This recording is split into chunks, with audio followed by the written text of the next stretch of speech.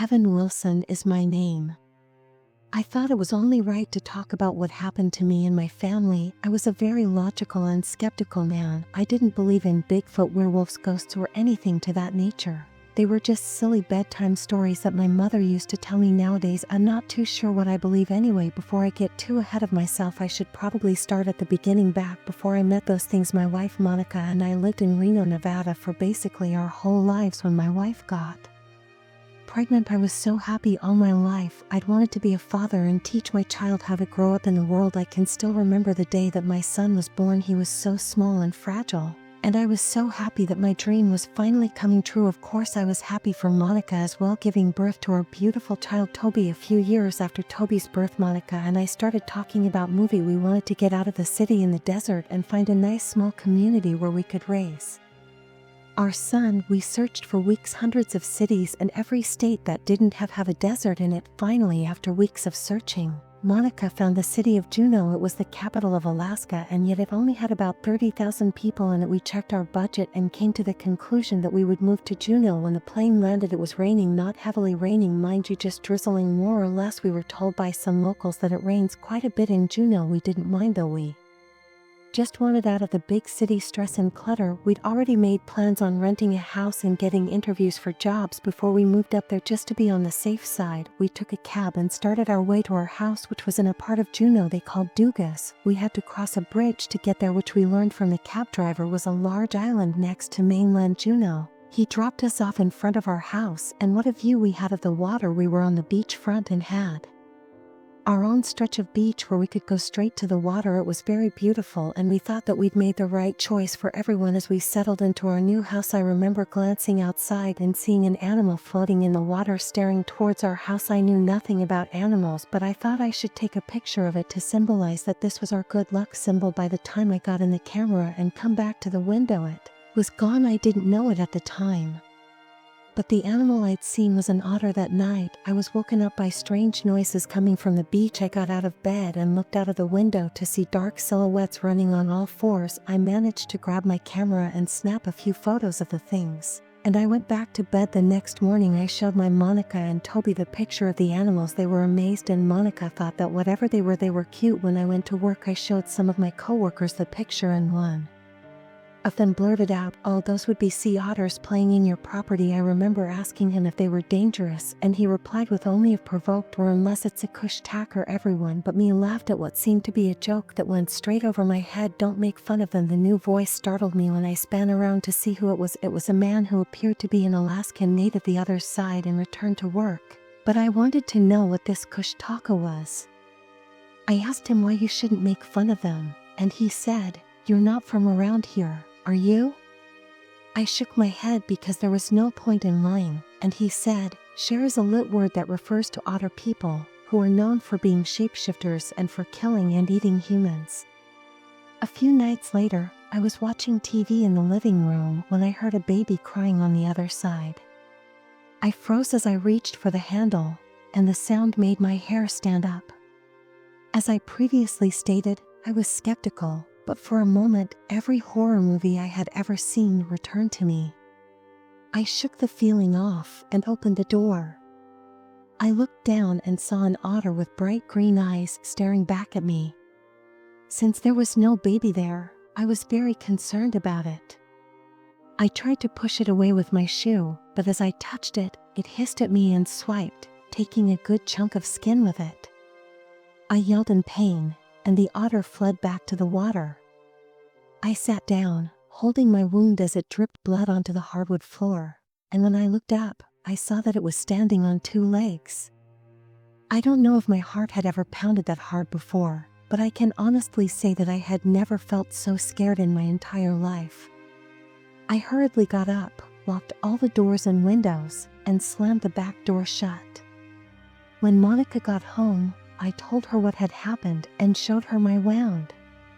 She took me to the hospital, where she kept trying to convince me that I was just in shock and that I was imagining it. I knew what I saw, though, and I wasn't sure how to explain it to her without coming across a house that had been destroyed. As Monica called 911, I noticed that the back door was wide open with large claw marks running down it. When the authorities arrived, they said it looked like a bear had gotten in. I told them that I had locked the back door, and they said, that's strange behavior for a bear. We cleaned up the mess, and after the authorities left, we went to bed. I had a very hard time sleeping because every time I looked around the house, I was reminded of that sinister smile that the otter gave me, and it was lapping my blood from its claws. Weeks after all that, I was at the table having breakfast with Monica, then Toby came down the stairs, rubbing his eyes and looking at us. I will never forget what he said.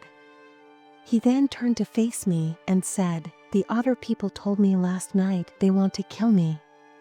His words made my heart sink, and ever since then, whenever I think back on that day and what he said, Monica blamed me for giving him a lot of scary stories to think about. We drove Toby to school and argued the rest of the way home about whose fault it was. That night, I couldn't sleep well because of what Toby had said and Monica and I fighting, so I thought I'd go sit in the living room chair.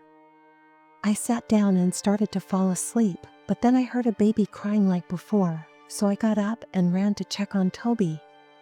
When I opened the door, I froze in complete terror because standing over his bed was something incredibly repulsive. It had the body of an otter, standing only about 5 feet tall. Its hands were human-like but had large curved claws in place of fingernails, and its face was like that of a half otter and half man with that same crooked smile. It slowly turned towards me while staring into my eyes hypnotically. I shook myself out of my TR and turned to face it, only to feel its huge body leaping at me and its sharp claws digging into my shoulder. When I was knocked to the ground, it screamed so loudly that it jumped off of me and ran for the door. I lay on the ground with my bleeding shoulder while a loud shatter reverberated throughout the house, followed by Toby's uncontrollable sobbing. I blacked out and woke up in a hospital with a bandage around my arm and several tubes protruding from me. I turned to see Monica and Toby seated next to me. I was ecstatic to learn that they were safe, and Monica leaned down to give me a gentle kiss, and Toby gave me a hug. I sobbed, and the doctor said that my wounds appeared to have been caused by a bear attack. I argued that it was undoubtedly one of those Kush situations, but as I tried to explain my case to them, they said that I must have been dreaming. I couldn't believe that no one was paying attention, and I know that I sounded like I was dreaming, but it was still the truth. I spent a few nights in the hospital to fully recover, and on my last night there, I had a strange dream. I was swimming in the rain when I suddenly surfaced and looked at my house. I turned to look at what appeared to be 4 otters encircling me, and they all nodded before we started swimming in that direction. I woke up in complete panic and looked outside as the rain beat against my window. I had to leave immediately to see how my family was doing. When I reached the front step of my house, I collapsed on the welcome mat, gasping for air, soaked to the bone, and my lungs felt like they were being crushed. As I regained my strength, I opened the front door slowly and was met with darkness.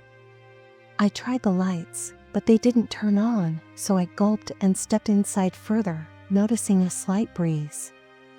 I had dressed and, since I was on the first floor, I jumped out of the window. As I approached my family's rooms, I noticed that the back door was wide open, my heart was racing, and my vision was having problems adjusting to the darkness. Suddenly, I stepped into something that squid under my weight and slipped out from under me, landing on my back and choking as soon as the air was knocked out of me. I lay there for a few seconds before I glanced to see what had tripped me up. A body with its limbs severed, its face skinned, and its innards torn out was lying on the ground next to me. I stared in terror because, despite the fact that this person was essentially unrecognizable, I knew it was my Monica. After a few minutes, I heard a scream from outside. It was Toby, so I quickly got up, brushing off the pain shooting down my back, and ran out the back door to the beach.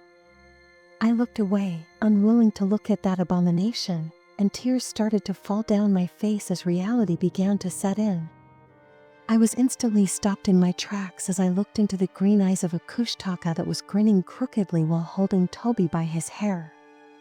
He screamed and kicked in an attempt to escape from this thing's clutches, and as he did so, the Kush Tacker acted as though I was pleading with it for mercy. It held Toby up further and put his hand underneath him, holding him like a child. It spoke in a crackled, dry voice, and I will never forget that terrible voice. It stared into my eyes and said, "No, I enjoy this too much." With those words, it pulled Toby's head back and sank its teeth into my son's neck. I screamed, watched in horror as it tore my son's neck out, then threw him back at me, and then he landed on the ground with a thump. After the police cleared up the mess and I was freed after being interrogated for killing my family, the Kush Tacker laughed and dove into the water, swimming into the blackness. I then flew back down to Reno so I could be away from the ocean, but I will always remember everything that happened while we were there, and I will never forget those things that lurk in the ocean because of the Kush Tacker.